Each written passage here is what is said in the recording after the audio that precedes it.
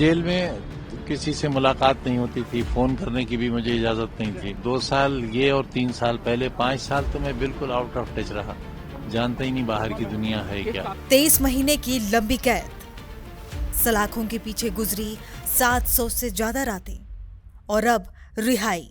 ये कहानी है उत्तर प्रदेश की सियासत के उस कद्दावर नेता की जिसकी एक समय तूती बोलती थी। समाजवादी पार्टी के राष्ट्रीय महासचिव आजम खान जेल से बाहर आ गए हैं। सीतापुर जेल के बाहर समर्थकों का हुजूम दिखा। बेटे अदीब चेहरे पर राहत लिए अपने पिता को घर ले जाने आए। लेकिन इस रिहाई की खुशी के बीच एक बहुत बड़ा सवाल हवा में तैर रहा है। सवाल ये कि क्या ये आजादी चंद दिनों के मेहमान है? आजम खान आखिर कितने दिनों तक जेल से बाहर रह पाएंगे? ये तस्वीरें आज की हैं, लेकिन इसकी पटकथा सालों पहले लिखी जानी शुरू हो गई। साल 2017 उत्तर प्रदेश में सत्ता बदली और योगी सरकार के आते ही रामपुर की सबसे शक्तिशाली नेता की उल्टी गिनती शुरू हो गई। कानूनी शिकंजा ऐसा कसा कि एक एक कर आजम खान पर 104 मुकदमों का अंबार लग गया। ये सिलसिला फरवरी 2025 में पहली गिरफ्तारी से शुरू हुआ। तब आजम 27 महीने जेल में रहे। मई 2022 में जमानत पर बाहर आए, लेकिन ये राहत सिर्फ 17 महीने ही टिक सकी। फिर 18 अक्टूबर 2023 तारीख एक बार फिर बदली और आजम खान को अपने ही बेटे अब्दुल्ला आजम के फर्जी जन्म प्रमाण पत्र मामले में 7 साल की सजा के बाद दोबारा जेल जाना पड़ा। इस बार 23 महीने बाद उन्हें फिर जमानत मिली है। पहले पत्नी तंजीम फातिमा, फिर बेटे अब्दुल्ला और अब खुद आजम खान जेल से बाहर है।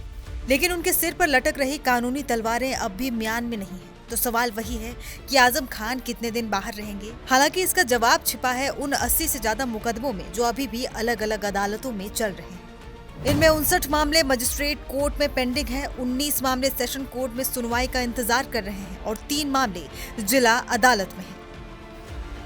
हालांकि आजम खान को इन सभी मामलों में जमानत मिल चुकी है, लेकिन असली चिंता की वजह है कई मामलों का फैसले की दहलीज पर खड़ा होना। ये मामले भी कोई मामूली नहीं है। क्वालिटी बार की जमीन पर अवैध कब्जे को लेकर भैंस और बकरी चोरी तक के आरोप, जौहर यूनिवर्सिटी के लिए किसानों की जमीन हड़पने से लेकर सरकारी दस्तावेजों में हेराफेरी तक फेहरिस्त बहुत लंबी है। जानकारों की माने तो पैन कार्ड और पासपोर्ट से जुड़े हेराफेरी के एक मामले में कोर्ट का फैसला बहुत जल्द आ सकता है। अगर इस मामले में उन्हें सजा होती है तो उन्हें एक बार फिर जेल की सलाखों के पीछे जाना पड़ सकता है। बीते कुछ सालों में आजम खान ने सिर्फ अपनी आजादी ही नहीं खोई। साल 2022 में एक भड़काऊ भाषण मामले में 3 साल की सजा ने उनकी विधायकी छीनी। बेटे के फर्जी जन्म प्रमाण पत्र मामले में 7 साल की सजा हुई। डूंगरपुर जमीन बेदखली केस में उन्हें 10 साल की सजा हुई। फिर मशीन चोरी के मामले में 7 साल की सजा।